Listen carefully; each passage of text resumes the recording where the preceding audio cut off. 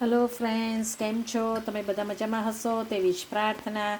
જો આજે આપણે બનાવ્યા છે સમોસા. તેના માટે મેં સમોસાની ફિલિંગ્સ માટે પોટેટો અને પીઝને રેડી કરી અને આવી રીતે સમોસા લાસ્ટ ટાઈમ આપણે રેસીપી કરી હતી કેવી રીતે સમોસા, તેવી રીતે સમોસા ભરી અને આપણે તળવા મૂકી દીધા છે.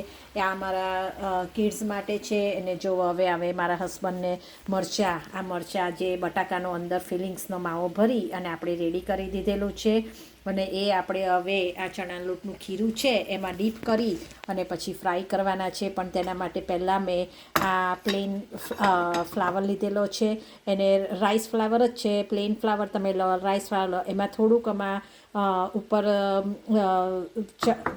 કરી અને પછી એને ડીપ ફ્રાય કરે તો વધારે તો ચણાનો લોટ અને ઉપર ચોંટે છે. નહીં તો પછી પેલું કેવું આ મરચાં પરથી બધો લોટ નીકળી જાય છે.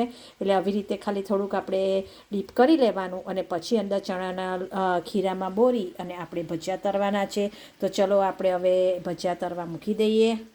ને હવે જો આપણા સમોસા પણ થઈ ગયા છે. તો સમોસાને હવે આપણે બહાર કાઢી લઈશું અને હવે અંદર આપણે મરચાંના ભજીયા આપણે તળવાના છે. તો મરચાંના ભજીયા આપણે તળવા મૂકી દઈશું. તો જો કેટલા સરસ સમોસા થયા છે. એની અંદર મેં પેસ્ટ્રીમાં મેં અજમો, ચીલી ફ્લેક્સ, મીઠું, પછી બ્લેક પેપર એવી રીતે બધું નાખ્યું છે. અને કેવી રીતે સરસ સમોસા મારા તૈયાર થઈ ગયા છે અને કંઈ પણ તેલવાળા નથી. એકદમ સરસ, જો કેવા સરસ થઈ ગયા છે. તો ચલો હવે આપણે મરચાંના ભજીયા આપણે તળી લઈએ અને પછી એ પણ હું તમને અંદર મરચાંના ભજીયા મેં તમને બતાવ્યું તેવી રીતે કરી અને અંદર ફ્રાય કરવા મૂકીએ. જો મિત્રો, હવે આપણા મરચાં સરસ રીતે તરાઈ અને રેડી થઈ ગયા છે ને સમોસા પણ રેડી કરી દીધેલા છે.